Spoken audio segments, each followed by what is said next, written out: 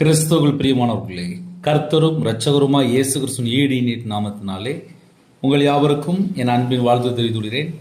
தினம்தோறும் பரிசுத்த வேதாந்தத்திலிருந்து ஒரு வாக்குத்தத்தங்களை தேவனுடைய நாம மகிமை கண்டு நாம் தியானித்து புதிய நாளுக்காக நாம் ஜெபிக்கிறோம். தொடர்ந்து இணைந்திருங்கள். 113 சங்கீதம் 7-8 ஆகிய வசனங்களிலே, அவர் சிறியவனை புழுதியிலிருந்து தூக்கி விடுகிறார், எளியவனை குப்பையிலிருந்து உயர்த்துகிறார், அவனை பிரபுக்களோடும் தமது ஜனத்தின் அதிபதிகளோடும் உட்கார பண்ணுகிறார். ஹல்லேலூயா. அவர் சிறியவனை புழுதியிலிருந்து தூக்கி விடுகிறார். புழுதி அப்படின்னாலே நம்ம எல்லாருக்கும் தெரியும். ஒரு குடும்பம் ஏழை எளிய ஜனமா இருந்தால் எல்லாரும் ஒதுக்கி வச்சிருவாங்க.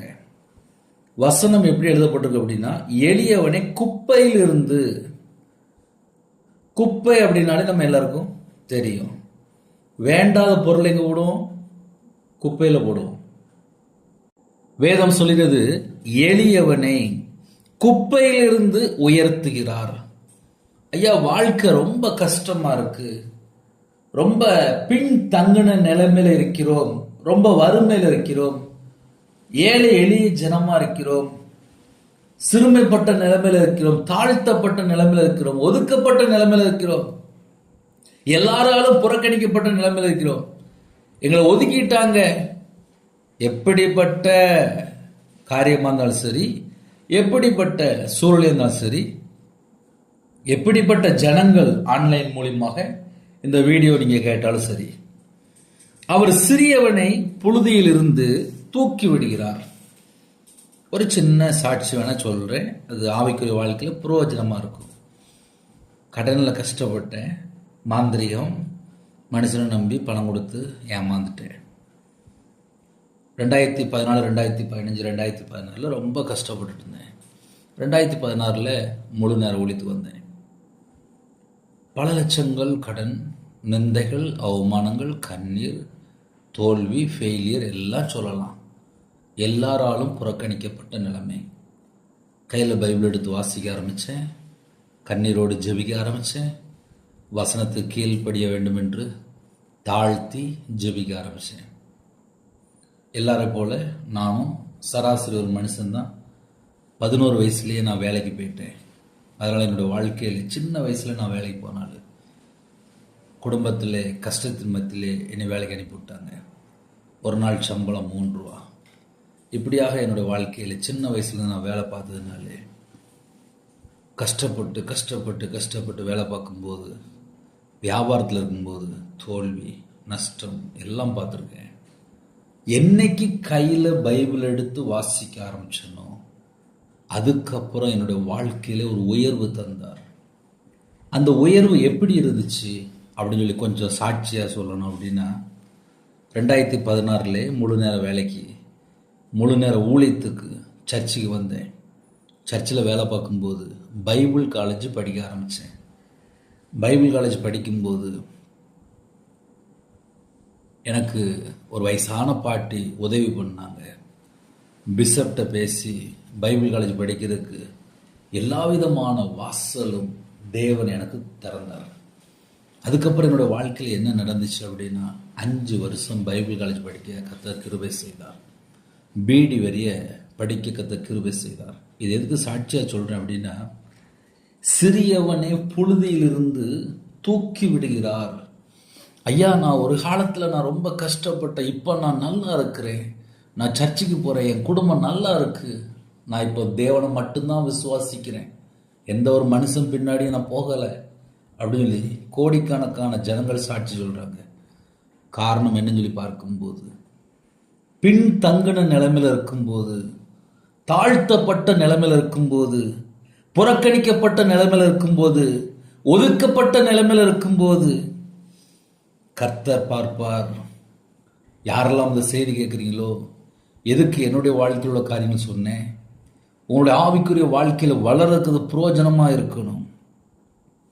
ஊழியத்துக்கு வந்து 10 வருஷம் முடிஞ்சிட்டு. காரணம் எப்படி? கையில் பைபிள் எடுத்து வாசிக்க ஆரம்பித்தேன், கண்ணீரோடு ஜெபிக்க ஆரம்பித்தேன். அதே தான் உங்களுக்கும் சொல்லித்தரேன். நீங்கள் கையில் பைபிள் எடுக்கணும். உங்கள் வீட்டில் முழங்கால் போட்டு ஜெபம் பண்ணணும். தேவனை தேடணும். தேவனை தேடும்போது உயர்வு, வேதத்தை நேசிக்கும்போது சமாதானம். உங்கள் இருதயத்துக்குள்ளே தேவனுடைய வார்த்தை இருக்குமானால் செம்மையான வழியில் நடக்க முடியும். அந்த வசனத்தின்படி வாழ்க்கை இருக்குமானால் உயர்வு. இந்த கிஃப்ட் எல்லாமே பைபிளில் தான் இருக்கு. சிறியவனை புழுதியிலிருந்து தூக்கி விடுகிறார், எளியவனை குப்பையிலிருந்து உயர்த்துகிறார். குப்பை அப்படின்னாலே வேண்டாத ஒரு பொருளை கொண்டு குப்பையில் போட்டுருவோம்.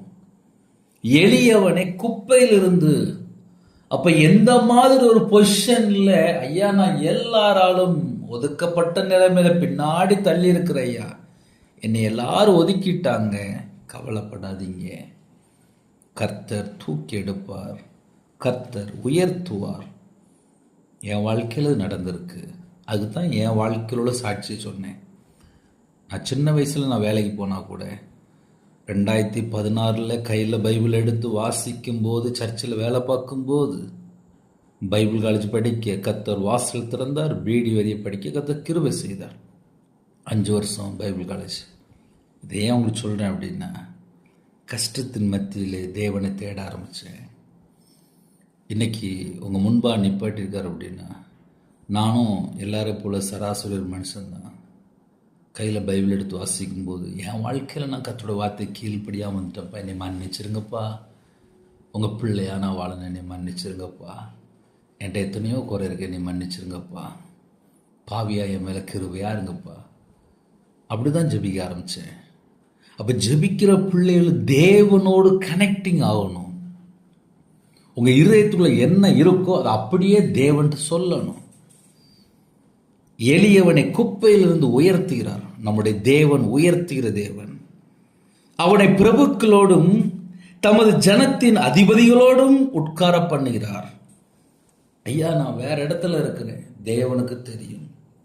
அவனை பிரபுக்களோடும், உங்களை எந்த இடத்துல உயர்த்தணும் தேவனுக்கு தெரியும். தமது ஜனத்தின் அதிபதிகளோடும் உட்கார பண்ணுகிறார். அதுல ஒரு வேர்டு இருக்கு, தமது. அவருடைய ஜனத்தின் அதிபதிகளோடும் உட்கார பண்ணுகிறார். நமக்கு அந்த அளவுக்கு தேவன் கிஃப்ட் கொடுத்திருக்காரு. அவருடைய சமூகத்திலே அர்ப்பணிப்போம். கையில பைபிள் எடுங்க, முழங்கால் போட்டு ஜெபிக்கணும். நீங்க தேவனை தேடணும். அதை ஏன் சேர்த்து சொல்லித்தரேன் அப்படின்னா, நிறைய வாக்கு தத்தங்கள் கர்த்தருடைய பிள்ளைகள் கேட்பாங்க. ஆனால் 24 மணி நேரம் வாழ்க்கையில கர்த்தருக்கு பிரியமானபடி வாழ்ந்தாங்களா அப்படி சொல்லி ஒரு கேள்வி கேட்டால் நிறைய குடும்பத்தில் சந்தேகம் தான் இருக்கு. இப்போ கையில் சோப்பு டப்பா மாதிரி செல்போன் வந்துட்டு எப்போ பார்த்தாலும் செல்போன் கையில் வச்சிருப்பாங்க. எப்போ பார்த்தாலும் கையில் பைபிள் இருந்தால் எவ்வளோ ஆசீர்வாதமாக இருக்கும். யோசித்து பாருங்களேன். நான் 2016 ஊழியத்தில் வந்த புதுசில் எனக்கு ஒரு வசனம் ரொம்ப பிடிக்கும். 149 சங்கீதம் 8 வசனம். அவர்கள் வாயில் கர்த்தரை உயர்த்தும் துதியும் அவர்கள் கையில் இருபுறம் கருக்குள்ள பட்டயமும் இருக்கும். இந்த கணம் அவருடைய பரிசுத்தவான்கள் யாவருக்கும் உண்டாகும். அல்லேலுயா. அப்படின்னா என்ன அர்த்தம் அப்படின்னா, அவர்கள் வாயில் கர்த்தரை உயர்த்தும் துதி. வாயில் என்ன இருக்கணும்? கர்த்தரை உயர்த்தும் துதி இருக்கணும். அவர்கள் கையில் இருபுறம் கருக்குள்ள பட்டயம் இருக்கும். இதுதான்ப்பா நமக்கு கிஃப்ட். இந்த கிஃப்டை நம்ம கையில் எடுத்தாச்சு அப்படின்னா ஆட்டோமேட்டிக்காக நம்ம வீட்டுக்குள்ள எல்லா பாத்திரம் நிரம்பி வழியும். உங்க வீடு ஆசீர்வாதமா இருக்கணுமா? என்ன செய்யணும்? அவர்கள் வாயில் கர்த்தரை உயர்த்தும் துதியும் அவர்கள் கையில் இருவரும் கருக்குள்ள பட்டயமும் இருக்கும். இந்த கணம் அவருடைய பரிசுத்தவான்கள் யாவருக்கும் உண்டாகும். அல்லேலூயா. அந்த வசனத்தை ஏன் தெரியுமா சேர்த்து சொல்லி தந்தேன்? என் வாழ்க்கையில் நான் 2015 2016 எப்போ பார்த்தாலும் கையில் பைபிள் எடுத்து வாசிக்கிட்டே இருப்பேன். எப்போ பார்த்தாலும் ஜெபம் பண்ணிகிட்டே இருப்பேன். எனக்கு ஜெபம் பண்ண ரொம்ப தெரியாது. என் மேலே உள்ள எல்லா குறைகள்லாம் மன்னிச்சிருங்கப்பா, என்னை மன்னிச்சிருங்கப்பா, உங்கள் பிள்ளைய வாழப்பா, கண்ணீரோடு ஜெபிக்க ஆரம்பித்தேன். அதை ஏன் சேர்த்து சொல்லித்தரேன் அப்படின்னா, இணைந்துக்கிற குடும்பங்கள் ஆசீர்வதிக்கப்படணும். ஹல்லேலூயா. சின்ன ஜெபம் பண்ணி முடிப்போமா? கண்களை மூடி நாம் ஜெபம் செய்வோம்.. 'அன்பின் கர்த்தாவே, நன்றியோடு துதிக்கிறோம், சுகிறோம்ப்பா. உங்கள் பிள்ளைகளோட கர்த்தர் பேசியிருக்கிறீங்க. சிறியவனை புழுதியிலிருந்து தூக்கி விடுகிறார், எளியவனை குப்பையிலிருந்து உயர்த்துகிறார். யாரெல்லாம் எந்த சூழ்நிலை கர்த்தருக்கு தெரியும். இந்த நாளிலும் வாக்குத்தத்தங்களோடு இணைந்துகிற குடும்பம் கர்த்தருடைய கரத்தில் அர்ப்பணிக்கிறோம். பிதா, குமாரன், பரிசுத்த நாமத்தினால முத்திரை போடுங்க. உங்களோட இரத்த கோட்டைகளை வேலடைங்க. குறைகளை மன்னிச்சிருங்க. எங்களை பரிசுத்தப்படுத்துங்க. உங்களோட இரத்தத்தினால கழிவு சுத்திகரிங்க. இந்த நாளிலும் கையின் கீழில் ஆசுறீங்க, அப்பத்தின் தண்ணீர் ஆசுறீங்க. யாரெல்லாம் தாழ்த்துறோங்களோ எல்லா தடைகளும் நீக்கி பரிபூர்ணமாக ஆசுறீங்க. அபிஷேகத்தை பெற்றுக்கொள்ளணும்ப்பா. கர்த்தர் உங்கள் பிள்ளைகளை தொடுங்க. உங்களுடைய வல்லனால் நிரப்புங்க, பரிசுத்தால் நிரப்புங்க, அக்னி அபிஷேகத்தால் நிரப்புங்க. ஆவிக்குரிய 9 வரங்களினாலும் ஆவிக்குரிய 9 கனிகளினாலும் நிரப்புங்க. எல்லாருடைய பாத்திரம் நிரம்பி வெளியிட்டும். கர்த்தர் கூட இருங்க. உங்களுடைய கரத்தில் பண்ணிடும். துதி கன மகிமை எல்லாம் கர்த்தரா இயேசு கிறிஸ்து ராஜா ஒருவருக்கே செலுத்திடும். வெளியில புறப்பட்டு போறாங்கப்பா. கர்த்தர் உங்க பிள்ளைகளோட புறப்பட்டு போங்க. கர்த்தர் பொருட்படுத்துங்க. இயேசு கிறிஸ்து பிதாவே ஆமென். தேவனுக்கு மை உண்டதாக. கிறிஸ்துவுக்கு பிரியமானவர்களே, 9425043551 என்ற நம்பர்கள் உண்டால் நாங்கள் உங்களுக்காக குடும்பத்தில் ஜெபிப்போம். எனக்காக ஜெபித்துவர்கள் கர்த்தர் உங்களையும் உங்களோட குடும்பத்தையும் உங்களோட வம்சத்தையும் சகல காரியங்களும் கர்த்தருடன் ஆசீர்வதிப்பாராக. ஆமென். God bless you.